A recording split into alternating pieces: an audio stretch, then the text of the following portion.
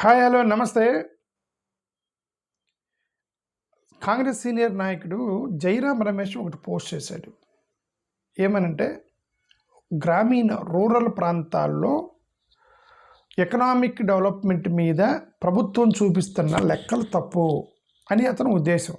ప్రభుత్వము economic development మీద ఒక రాంగ్ క్యాలిక్యులేషన్స్ ఇంటెన్షనల్గా చూపిస్తున్నారు అనేది ఒక ఆర్గ్యూ చేస్తున్నాడు. యాక్చువల్గా అతను ఏమి పోస్ట్ చేశాడంటే, మీరు రూరల్ డెవలప్మెంట్ మీద మీరు చూపిస్తున్న ఫిగర్స్ అన్ని డాక్టరేట్ ఫిగర్స్ ఇంటెన్షనల్లీ ఒక రాంగ్ మెథడాలజీ తీసుకొని బేస్ ఇయర్ని మీరు రాంగ్ బేస్ ఇయర్ తీసుకొని ఇన్కమ్ పెరిగినట్టుగా మీరు చూపిస్తున్నారు.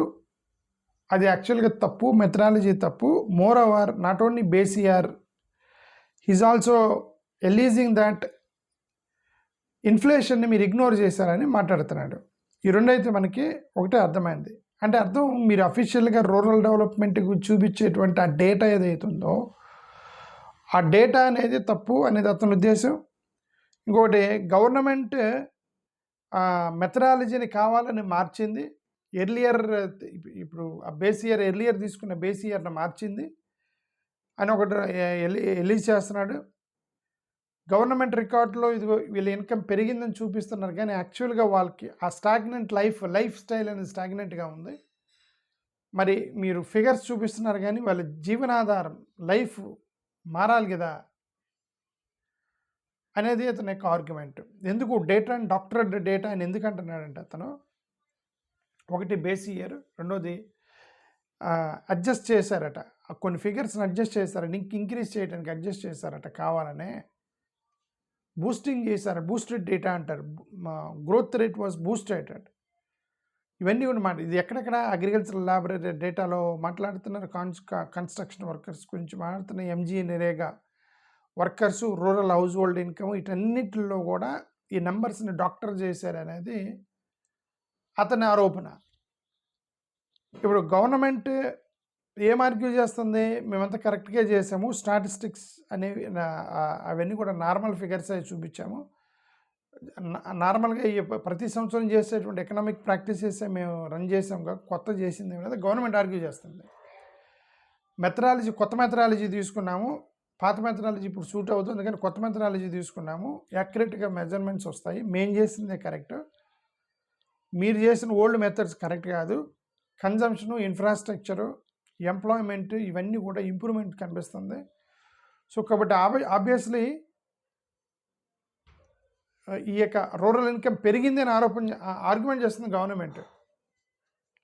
ఇప్పుడు గతంలో జీడిపిని చూపించి దేశంలో ఇది పెరిగిందని ట్రై చేశారు, ఎంప్లాయ్మెంట్ని ఇగ్నోర్ చేశారు, పావర్టీ ఈ రేటుని ఇగ్నోర్ చేశారు, ఇన్ఈక్వాలిటీ అంటే రిచ్కి పూర్కి మధ్యన ఇన్ఈక్వాలిటీ అని దాన్ని ఇగ్నోర్ చేశారు. దేశ సంపద మొత్తం 4-5 చేతిలో ఉంది, మిగతా వాళ్ళు మొత్తం 150 కోట్ల మందిలో సంపద అంతా 150 మందిలో ఉంటే మిగతా 150 కోట్ల మంది జనాలు పేదరికంలో నల్లాడుతున్నారు. Inequality is there. నీ యొక్క జీడిపి చూపించింది కానీ పేదల దగ్గర డబ్బులు లేవు అని గతంలో మనం చూసాం. ఇవన్నీ కూడా ఓకే, రూరల్ వేజెస్ గురించి అన్నీ కూడా గతంలో మనం చూసాం. బట్ యాక్చువల్గా ఈయన రమేష్ గారు అనేది బేస్ ఇయర్ ఏంటి, ఏ ఇయర్ తీసుకుని క్యాలిక్యులేట్ చేశారు, ఎందుకు చేశారు అనేది మనకి, అంటే నేను స్టడీ చేయలేదు. బట్ ఒకటైతే నాకు అర్థమైంది ఏంటంటే, ఇన్ఫ్లేషన్ గురించి మాట్లాడుతున్నాడు. ఇన్ఫ్లేషన్ ఎఫెక్ట్ ఉంది అని చెప్తున్నాడు. అంటే ఏంటి ఇన్ఫ్లేషన్ ఎఫెక్ట్ ఏంటంటే, ఫర్ ఎగ్జాంపుల్ మీకు అర్థమవడానికి ఒక మేబీ ఎవరో ఒక వ్యక్తి ఒక 100 రూపాయలు సంపాదిస్తున్నాడు అనుకోండి, ఒక రోజుకు ఒక 100 రూపాయలు షాప్లో సంపాదిస్తున్నాడు. కరెక్ట్గా 100 రూపాయలు పెట్టి తను ఫుడ్ కొనుక్కొని ఇంటికి వెళ్తాడు. వెళ్ళేటప్పుడు అంటే వాళ్ళ ఫ్యామిలీని ఫీడ్ చేయడానికి ఆ 100 రూపాయలు సరిపోతాయి ఆయనకి రోజుకి. అతను సంపాదించేది 100 రూపాయలు, అతను కుటుంబానికి సరిపోయేది కరెక్ట్గా 100 రూపాయలు. ఇప్పుడు ఆ 100 రూపాయలు 120 రూపాయలు చేశారు. లాస్ట్ ఇయర్ 100 రూపాయలు, ఇప్పుడు దాన్ని 120 రూపాయలు చేశారు. గవర్నమెంట్ ఏం ఆర్గ్యూ చేస్తుందంటే, మేము అతనికి 120 రూపాయలు 20% ఇంక్రీజ్ వచ్చింది, 20% అతని ఇన్కమ్ ఇంక్రీజ్ అయింది, మా యొక్క గవర్నమెంట్లో 20% గ్రోత్ రేట్ పెరిగింది అని చెప్తుంది గవర్నమెంట్. ఇప్పుడు ఈయన జైరామ్ రమేష్ ఆర్గ్యూ చేసేది ఏంటంటే, అంటే రూ. 100దే రూ. 120 చేసి 20% పెరిగిందని నువ్వు చెబుతున్నావు. ఆ రూ. 100తో వాళ్ళ కుటుంబానికి సరిపడా భోజనం తీసుకెళ్ళేవాడు ప్రతిరోజు. ఇప్పుడు ఇన్ఫ్లేషన్ పెరిగి అదే కుటుంబానికి అతనికి రోజుకి రూ. 150 ఉంటే తప్ప భోజనం పెట్టలేని స్థితిలో ప్రైస్ పెరిగింది. కూరగాయల ధరలు ఇవన్నీ కూడా కలిపి రూ. 150 అయినాయి. గతంలో రూ. 100 తీసుకెళ్ళేవాడు, అవి రూ. 150 అయినాయి. ఇప్పుడు ఈయన జీతం మాత్రం రూ. 120 పెరిగింది. మరి మిగతా రూ. 30 నష్టం కదా అతనికి.